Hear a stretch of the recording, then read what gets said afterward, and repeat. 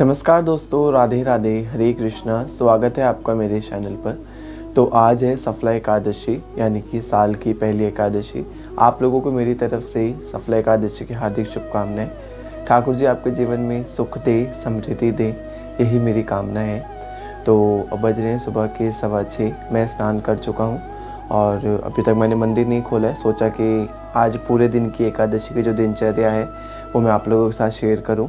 और अब मैं सबसे पहले जो है मंदिर खोलूँगा, फिर ठाकुर जी को उठाऊँगा। पंचामृत में बना चुका हूँ, मैंने उसको जो है गर्म पानी में करके रख दिया है। तो क्योंकि सर्दी का मौसम है तो फिर पंचामृत की जो ठंडा लगेगा, तो इसलिए जो मैंने उसे गर्म पानी में करके रख दिया है। मैं सबसे पहले मंदिर खोलूँगा, देन फिर ठाकुर जी को स्नान कराएंगे और बाकी की परिक्रिया करेंगे। तो चलिए सबसे पहले मंदिर खोलते हैं। तो सुबह सुबह का टाइम है। तो वक्रतुंड महाकाय सूर्यकोटि समप्रभा निर्विघ्नं कुरु मे देव सर्व कार्येषु सर्वदा। तो ये सुबह सुबह की हैबिट होती है, मैं जब भी मंदिर में आता हूँ तो राधा रानी और कान्हा जी के चरणों को जरूर स्पर्श करता हूँ सबसे पहले मंदिर खोलते ही, और हाथ जोड़ के सभी देवी देवताओं को नमन करता हूँ। और इसके बाद जो है मैं ठाकुर जी को उठा दूँगा। ठाकुर जी जो है मंदिर में नहीं सोते हैं, अलग प्लेटफॉर्म में सोते हैं, जैसा कि आपको पता ही होगा। तो चलिए जो है मैं ठाकुर जी को भी उठा दूँ। तो आइए दोस्तों, ठाकुर जी को उठा देते हैं। जैसे सर्दी का मौसम है तो गोपाल जी को ब्लैंकेट उड़ा रखा है, और मुझे कोई गोपाल जी को उठाने का गीत वगैरह नहीं आता है, तो मैं नॉर्मल 3 क्लैप करके इस तरह से जो है ठाकुर जी को उठा देता हूँ। और ये जो है मैंने बिछा भी ठाकुर जी को फुलन ही बेडशीट रखी है एक तरह से। इन्होंने भी जो है प्रॉपर वुलन कपड़े ही पहन के मतलब विश्राम करते हैं, क्योंकि ठंड है ही। बट मंदिर के कमरे में इतनी ठंड नहीं होती, लेकिन जब भी मैं उठा देता हूँ। तो गोपाल जी को मैंने उठा दिया है। उठाने के बाद गोपाल जी को सबसे पहले जो है जल अर्पण करा जाएगा। ओम नमो श्री भगवते वासुदेवाय, ओम नमो श्री भगवते वासुदेवाय। और जल पिलाने के बाद, जैसा कि मेरी हैबिट है ठाकुर जी को दूध अर्पित करने की, मतलब रोज़ बाल भोग की, तो मैंने गोपाल जी के लिए जो दूध भी गर्म कर लिया था, हम गोपाल जी को दूध का भोग भी लगा देंगे। सुबह सुबह मैं ज़्यादा कुछ नहीं करता हूँ, सिर्फ दूध का ही भोग लगाता हूँ। फिर इसके बाद जो है इनको नाश्ते में भोग लगाया जाता है। और अब हम गोपाल जी को स्नान कराएंगे और सभी देवी देवताओं को भी स्नान कराएंगे। तो चलिए अब मैं फटाफट जो है स्नान के बर्तन वगैरह ले आता हूँ। तो गाइस, जैसा कि मैंने ठाकुर जी को भी उठा दिया है, और अब मैं जो थोड़ी बहुत है मंदिर की साफ़ सफाई कर लूँगा। वैसे मंदिर नहीं गंदा होता है क्योंकि मंदिर का कमरा बंद है, लेकिन हाँ, जब भी जो है आगे आगे की मंदिर की जो सफाई है मैं वो कर लेता हूँ। मैंने ड्रॉर में ही जो मंदिर के कपड़े रखे होते हैं। थोड़ी बहुत तो खैर जो है सफाई रोज़ हो ही जाती है।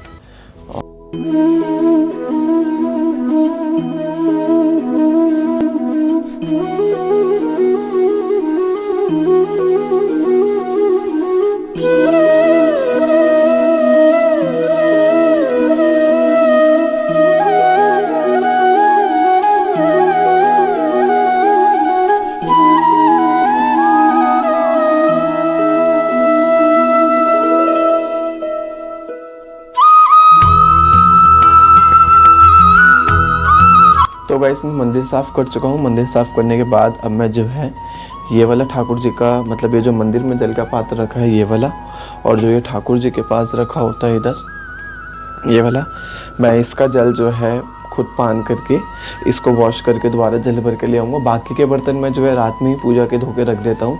मेरी बहुत टाइम से हैबिट हो गई है कि मैं रात में ही पूजा के बर्तन वगैरह सारे धो के रख देता हूँ। तो वो सारे बर्तन धुले हुए हैं, पंचामृत मैंने बना ही दिया है। और ये मैं फटाफट ये जो ठाकुर जी के पीने के पानी के पात्र होते हैं, इसको मैं धो के लाता हूँ। और फिर इसके बाद जो है सबसे पहले तो समस्त देवी देवताओं की पूजन करा जाएगा, फिर जो है ठाकुर जी को स्नान कराया जाएगा। तो चलिए सबसे पहले जो है ठाकुर जी के पूजा के बर्तन भी धो लाते हैं। तो फाइनली गाइस, जो है मैं पूजा के बर्तन वगैरह सब धो के ले आया हूँ। ठाकुर जी के लिए जो है जल गर्म करके ले आया हूँ स्नान कराने के लिए। तो अब मैं जो है पूजन शुरू करता हूँ। सबसे पहले जो है, मतलब आप देख सकते हो कि मैंने सारे ही बर्तन मैं शाम तक के एक बार में धोकर रख देता हूँ। जैसे कि मेरे पास ये 2 जोते हैं, ये मैंने एक शाम की आरती के लिए रख दी, एक सुबह की आरती के लिए। और ये जो 2 भोग की कटोरी हो, मतलब सारा सामान जो है मैं एक बार में रात में धो के रख देता हूँ, तो मेरे को जो है दिक्कत नहीं होती। और अब मैं जो है सबसे पहले बर्तन जो मुझे सेट करने हैं वो रख दूँगा। देन फिर उसके बाद में है ठाकुर जी का पूजन शुरू करूँगा। मैं जो है सबसे पहले कई सारे पूजा के जो बर्तन हैं वो डिस्ट्रीब्यूट कर देता हूँ, मुझे मतलब जैसे जैसे करने होते हैं। तो क्योंकि जगह कम है मंदिर के कमरे में, तो मुझे स्पेस के अकॉर्डिंग ही वीडियो भी बनानी पड़ रही है, हर चीज़ करनी पड़ रही है। तो ये जो है शिवालय मतलब भगवान शंकर की प्लेट है। ये एक जोत प्लेट कटोरी सेट मेरा शाम का होता है, और एक ये जोत को मतलब कटोरी प्लेट सेट मेरा सुबह वाली भी आरती का होगा।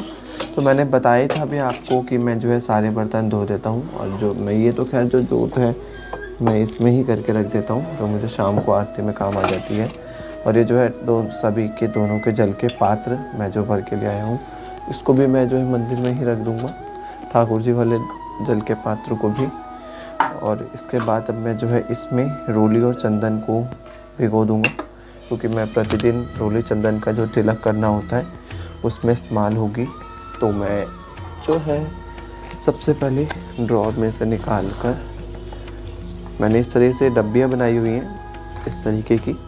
वैसे तो आपने शायद देखा ही होगा जब मैंने वो मंदिर ऑर्गेनाइजेशन की वीडियो डाली थी चैनल पर। और इसमें थोड़ी सी मैं रोली डाल देंगे।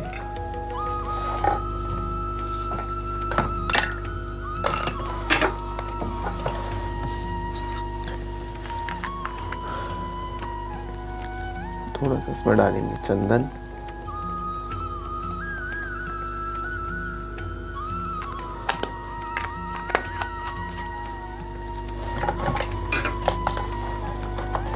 और इसके बाद जो मैं मतलब जो ठाकुर सभी देवी देवताओं को जो वो लगाता हूँ, उसके लिए मैंने इस तरीके की ये ईयरबड्स मंगा रखे हैं, पर्सनली भगवान जी की ही है, इसको कभी भी हम लोग नहीं इस्तेमाल करते।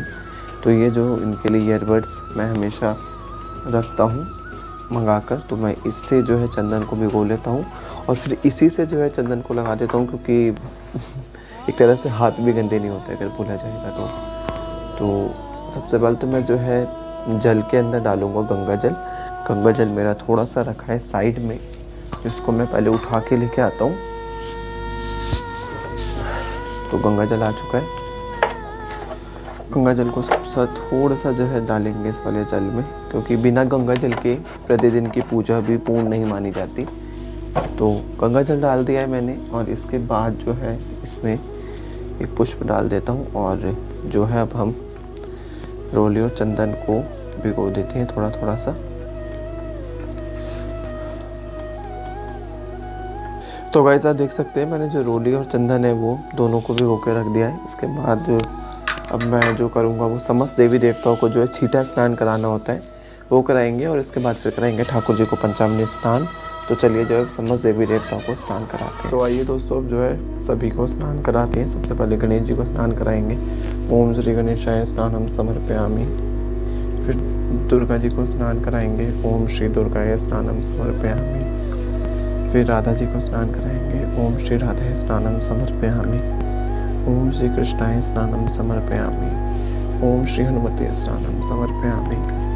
ओम श्री साईनाथाय स्नानम समर्पयामि। ओम श्री महालक्ष्मी स्नानम समर्पयामि। ओम श्री कुबेराय स्नानम समर्पयामि। और इसी तरीके से जो है मैं रोज़ समस्त देवी देवताओं को जो है स्नान कराता हूँ, क्योंकि बड़ी मूर्तियाँ हैं तो स्नान वैसे तो नहीं कराया जाएगा इनको, तो मैं जो है इसी तरह से रोज़ स्नान कराता हूँ।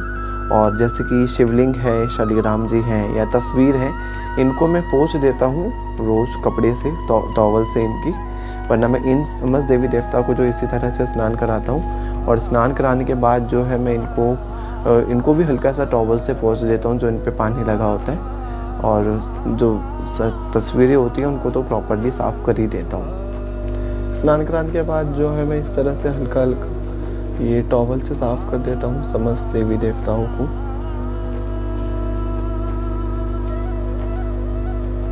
क्योंकि बड़ी मूर्तियाँ हैं, जैसा मैंने बताया, ये स्नान तो रोज़ नहीं कराया जा सकता। हनुमान जी को भी इस तरह से मतलब समस्त देवी देवताओं को जो है मैं ये टॉवल से स्नान तो करा चुका हूँ, पोंछ देता हूँ। और इसी के बाद जो है मैं इस टॉवल में थोड़ा सा जो दोबारा से हल्का सा कह सकते हो जल डालकर समस्त देवी देवताओं की जो तस्वीरें हैं मेरे मंदिर में उनको साफ़ करता हूँ। जैसे कि आपको मैं थोड़ा सा ट्राइपॉड हिलाऊँ, तो जैसे कि सरस्वती माता जी हैं, कालिका माता जी हैं, मैं इनको जो है इस तरह से मैंने टॉवल ली, जो इन पे चंदन का तिलक लगा होता है, मैं इनको यूँ ही साफ कर देता हूँ बस, क्योंकि प्रतिदिन हर मूर्ति की सेवा होना ज़रूरी होता है, ऐसा मैंने सुना है। और जैसे कि इधर विष्णु भगवान जी की मूर्ति रखी है, थोड़ा सा फिर कैमरा हिलाएं तो इस वाली साइड पे, तो इनको भी मैं जो है इस तरह से साफ़ कर देता हूँ। और मंदिर के ऊपर भी जो 1-2 तस्वीरें रखी हुई हैं, इन सबको जो है साफ़ कर दिया जाएगा। और इसके बाद अब कराऊंगा मैं ठाकुर जी को स्नान। तो चलिए अब मैं ठाकुर जी को स्नान कराता हूँ।